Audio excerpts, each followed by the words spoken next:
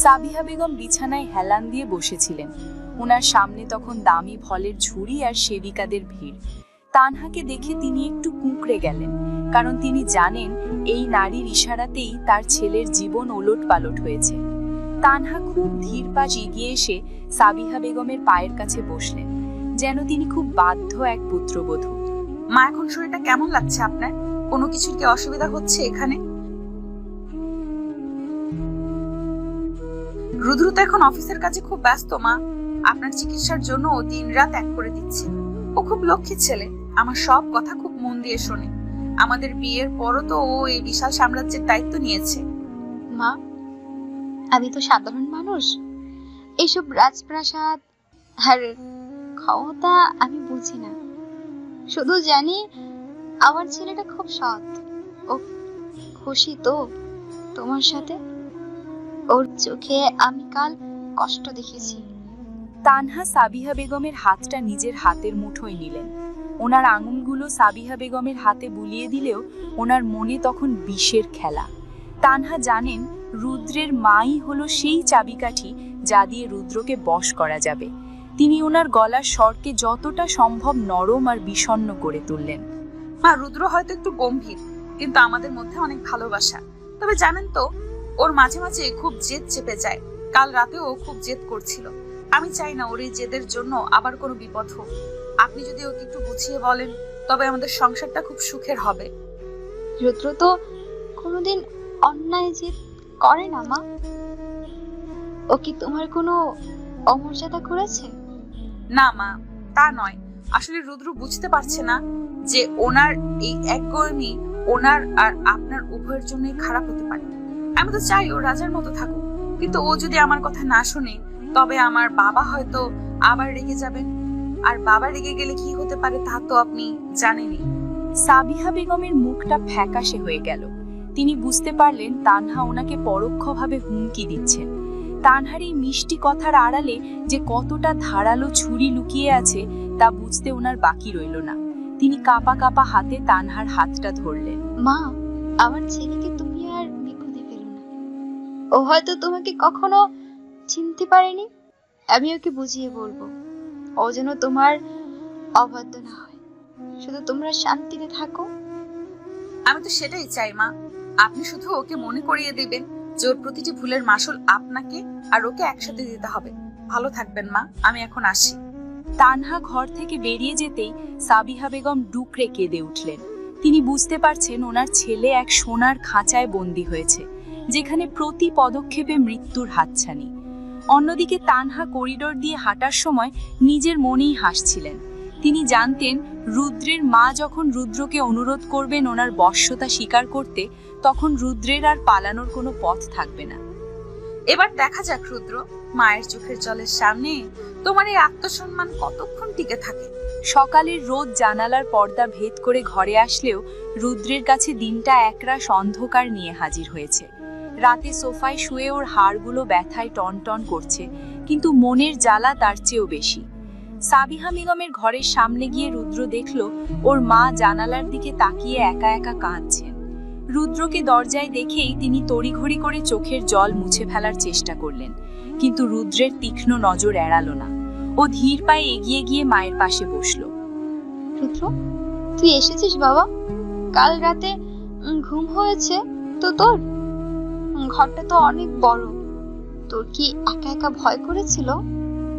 ভয় নয় মা, এই ঘরের দেওয়ালে দেওয়ালে কেবল দম্ভ আর অহংকার।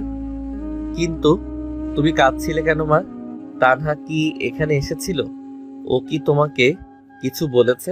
রুদ্রের হাত চেপে ধরে, না রে বাবা, এত খুব মিষ্টি করে কথা বলছিস, কিন্তু ওর কথার আড়ালে যে ভয়ঙ্কর রূপ আমি দেখলাম, তাতে আমার বুকটা যেন ফেটে যাচ্ছে।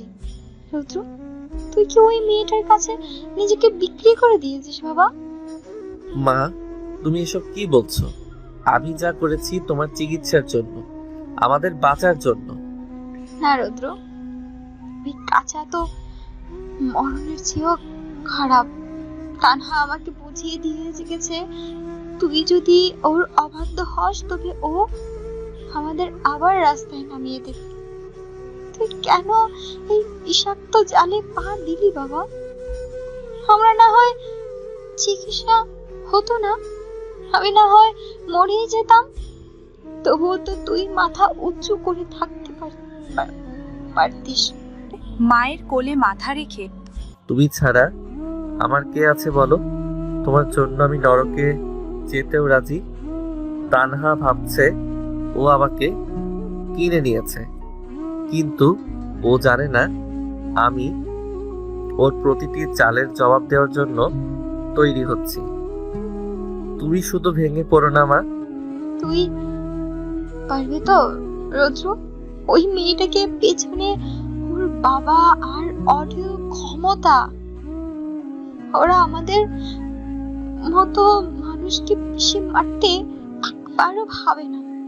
রুদ্র, তুই ওর সাথে আর ঝামেলা করিস না বাবা। ও যা চায় তুই তাই কর। আমি চাই না আমার জন্য তোর উপর আবার কোনো অত্যাচার হোক। মায়ের এই অসহায় আত্মসমর্পণ রুদ্রের কলিজায় গিয়ে বিঁধল।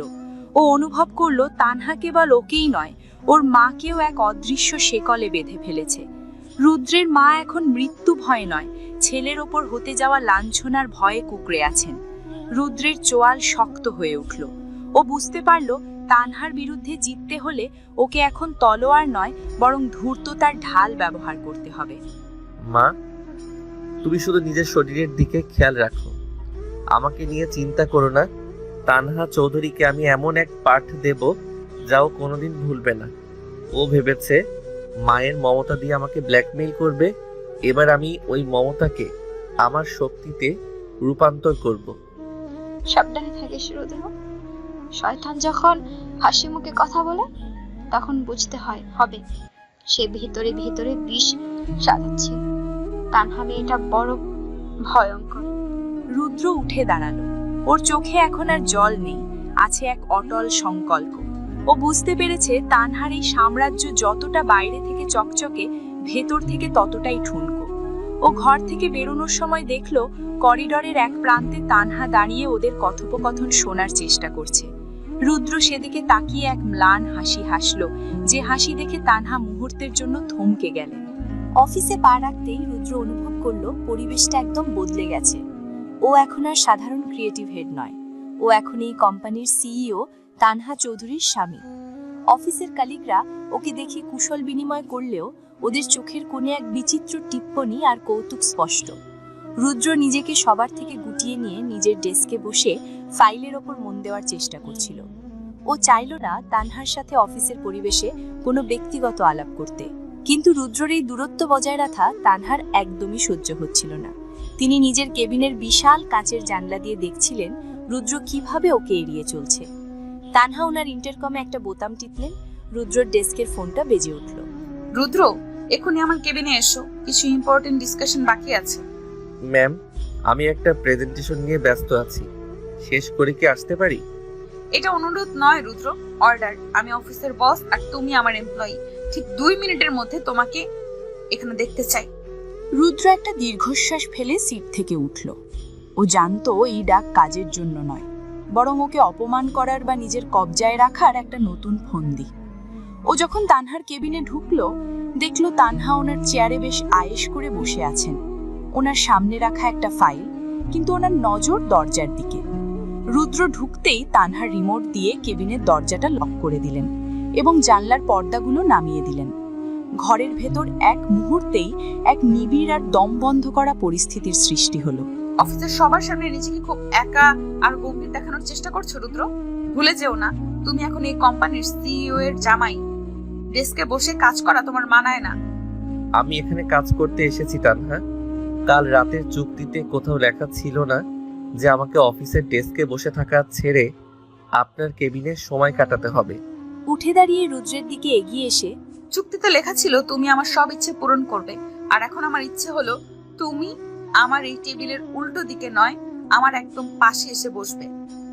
পিছিয়ে গিয়ে, এটা অফিস তানহা, নিজের সীমার মধ্যে থাকুন। বাইরে সবাই আমাদের দিকে তাকিয়ে আছে। কেউ তাকিয়ে নেই, পর্দাগুলো নামানো আছে। আর তাকিয়ে থাকলেও কার সাথে কিছু বলে? রুদ্র, কাল রাতে তুমি আমাকে অনেক অপমান করেছো। আজ আমি চাইছি তুমি সেই অপমানের প্রায়শ্চিত্ত করো। তানহা রুদ্রের টাইটা ধরে ওকে নিজের দিকে টেনে নিলেন। রুদ্রের চোয়াল শক্ত হয়ে উঠল। ও তানহার হাতটা সরিয়ে দেওয়ার চেষ্টা করলো না ঠিকই, কিন্তু ওর চোখের শীতল চাহনি তানহার সাহসে বাধা দিচ্ছিল। রুদ্রের এই নির্লিপ্ততা তানহাকে আরো উত্তেজিত করে তুলছিল। তিনি রুদ্রের খুব কাছে গিয়ে ওনার কানের কাছে ফিসফিস করে কিছু বললেন, যা শুনে রুদ্রের রক্ত মাথায় চড়ে গেল। আজ লাঞ্চটা আমরা বাইরে করব না রুদ্র। আমি চাই তুমি আমার এই কেবিনে আমার সাথে লাঞ্চ শেয়ার করো, আর বিকেলে আমরা একসাথে বাড়ি ফিরবো। এই অফিসের সবাই যেন জানে তুমি পুরোপুরি আমার। আপনি আমাকে যত বেশি নিজের বলে জাহির করবেন তানহা, অফিসের লোক আপনাকে তত বেশি ঘৃণা করবে। আপনি ক্ষমতা দিয়ে মানুষের শরীর নিয়ন্ত্রণ করতে পারেন, কিন্তু সম্মান কোনোদিন পাবেন না।